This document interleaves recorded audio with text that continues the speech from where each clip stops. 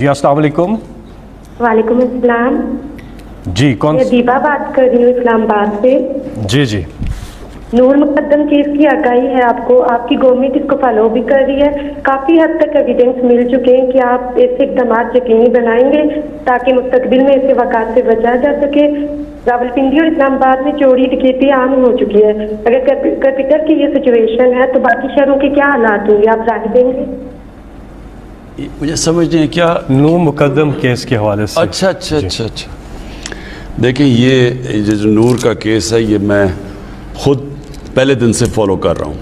اس کی ایک چیز کا مجھے پتہ ہے، ساری میں نے تفصیل لی ہوئی ہے. ہوا کیا، یہ بڑا ایک خوفناک قسم کا کیس ہے اور اس کے اندر جو بڑی چیزیں آتی ہیں کہ وہاں ایک پورا ان کا جو سٹاف کام کر رہا تھا، چوکیدار تھا، نوکر تھے، وہ سب کے سامنے یہ 2 دن کے اوپر یہ سارا یہ جو ٹریجڈی ہوئی ہے. تو میں نے اس کی ایک تفصیل لی ہے. اس میں یہ میں صرف آپ کو بتا دوں کہ لوگ کہتے ہیں کہ جی وہ بڑے مضبوط خاندان سے ہے جو وہ قاتل ہے اور وہ شاید بچ نہ جائے. یہ میں آپ کو بتا دوں کہ بچنے کوئی نہیں لگا اس میں. اگر وہ ڈیول نیشنل بھی ہے اور اگر کوئی سمجھ رہا ہے کہ وہ امریکن اس کی سٹیزن شپ ہے وہ بچ جائے گا، وہ بچنے نہیں لگا. یہ میں آپ کو کہہ سکتا ہوں. لیکن یہ میں ضرور کہوں گا کہ اس سے سارے سب کو یعنی ایک دم ایک شوق ملا ہے کہ وہ نور جو ہم جس طرح ہماری اپنی بیٹی اس سے ہو، ہم جب سوچتے ہیں تو اس کا ایک ایسا صدمہ سب کو ملا ہے. یہ اس کا بڑا امپیکٹ کیا ہے. اس سے پہلے بھی میں آپ کو بتا دوں کہ ایک اور افغان ایمبیسڈر کی بیٹی سے کچھ ہوا، وہ انسیڈنٹ ہوا تھا کہ جی اس کو کسی نے مارا ہے. اس کو بھی میں یہ بتا دوں کہ میں نے اس طرح کیس کو فالو کیا جس طرح وہ میری اپنی بیٹی ہے.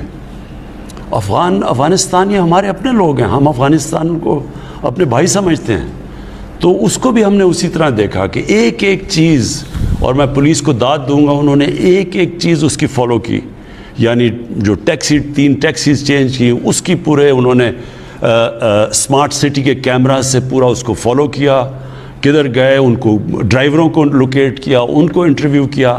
تو ایک چیز فالو کی ہے. تو اس کیس کے اندر بھی اس کے اندر ہی ان کے کیمرے لگے ہوئے تھے. ایک چیز اس کی یہ جو نور کا مرڈر کیس ہے اس کو فالو کر رہے ہیں. یہ بہت ٹریجڈی ہے. میں یہ صرف آپ کو سب کو یہ یقین دلانا چاہتا ہوں کہ کوئی بھی طاقتور سے بھی طاقتور ہو، اس کو سزا پوری ملے گی اس کیس کی. جی ہمارے ساتھ اگلے کالر. السلام علیکم. وعلیکم السلام. جی کون؟ بات کر رہا ہوں راولپنڈی سے. جی کیا سوال ہے؟ جی السلام علیکم خان صاحب.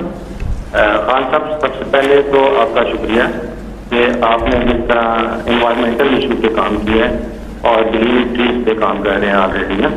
اس کا سب سے بڑا فائدہ جو ہمارے لیے نظر آ رہا ہے وہ انشاءاللہ ہماری نیکسٹ جنریشن کو ہوگا. تو آپ فرسٹ لیڈر ہیں جو کہ اس بارے میں سوچ رہے ہیں نا.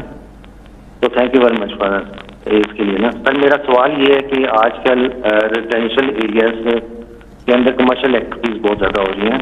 جس طرح میں جس علاقے سے بلانگ کرتا ہوں اور راولپنڈی کا ایریا ہے امرپورہ نا، تو یہاں پہ گھر میں بیسیکلی فرنیچر کے کارخانے کھل رہے ہیں اور اس کے ساتھ ساتھ ہمارے جو گاڑیوں کے ویئر ہاؤسز وغیرہ کھل رہے ہیں نا، جس کی وجہ سے ہمارے پورے ایریا میں نا ریزیڈنٹ کو بہت زیادہ مشکلات کا سامنا ہے.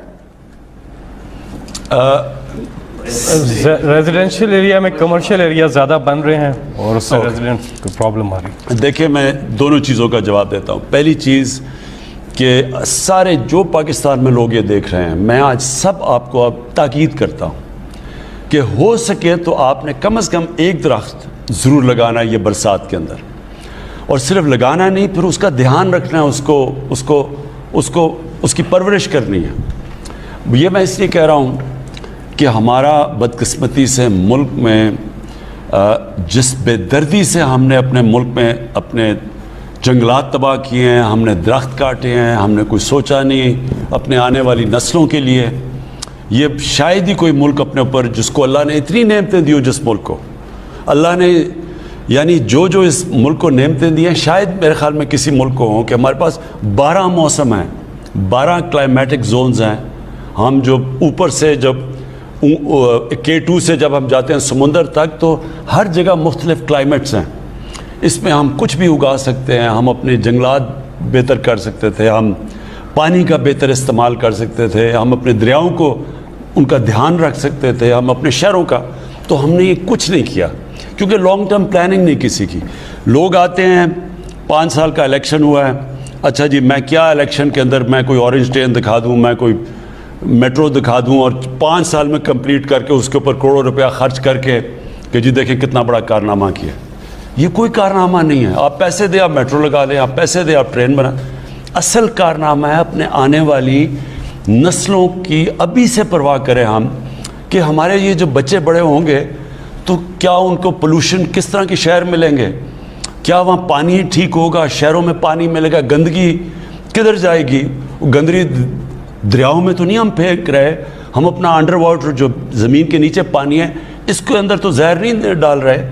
تو یہ جب تک یہ صرف وہ سوچتے ہیں جو آگے کا سوچتے ہیں, جن کی لمبی آگے کہ وہ اپنا نہیں سوچتے, اپنے بچوں کا سوچتے ہیں. اس لیے جو ہمارا اس وقت پاکستان میں جو ہم 10 ارب درخت لگا رہے ہیں یہ ہم اپنے بچوں کے لیے لگا رہے ہیں, اپنی نسلوں کے لیے, اپنے ملک کو, اور یہ اس اللہ کا شکر ادا کر رہے ہیں اس کی نعمت کا دھیان رکھتے ہوئے جو نعمت ہے پاکستان. تو میں سب کو کہوں گا درخت لگائیں, اس میں شرکت کریں پوری طرح. میں یہ 4-5 جگہ پہ یہ کیمپینز لانچ کروں گا انشاءاللہ اس برسات میں. دوسری چیز, ہمارے شہروں کے اندر مسئلہ بہت بڑا ہے, ہم نے ماسٹر پلان نہیں بنائے شہروں کے. جو بنے ہوئے تھے ماسٹر پلان وہ بھی سارے تباہ ہو چکے ہیں. اسلام آباد میں ذرا آپ اگر دیکھ رہے ہوں تو میں آپ کو بتاؤں کہ کس طرح ہم نے کیونکہ سوچا سمجھا نہیں تو ہوا کیا اس ملک کے ساتھ.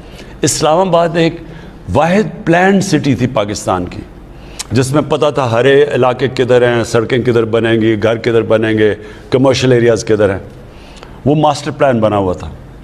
وہ ماسٹر پلان کی اتنا دھجیاں اڑائی گئیں کہ آج آپ یہ دیکھیں کہ 1960 سے 2010 تک جتنی بھی اسلام آباد میں ڈیولپمنٹ ہوئی تھی 2010 سے لے کے 2020 تک اتنی ڈیولپمنٹ 10 سالوں میں ہو گئی ہے.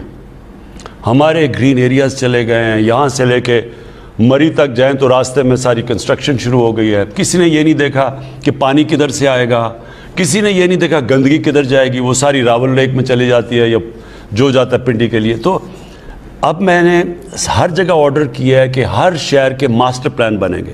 ماسٹر پلان کا مطلب یہ ہے کہ شہر ایک حد سے آگے نہیں پھیلے گا, کیونکہ ہمارے ہر علاقے ختم ہوتے جا رہے ہیں. ان کو روک دیں گے شہروں کو. شہر بجائے ادھر جانے کے اوپر جائیں گے جو ساری دنیا میں ہے. اب دبئی ہے, دبئی اوپر گیا ہوا ہے. اگر دبئی پھیل جائے تو وہ کہاں سے کہاں پہنچ جائے. جس طرح نیو یارک ہے, اب نیو یارک اوپر گیا ہوا ہے. اگر نیو یارک کو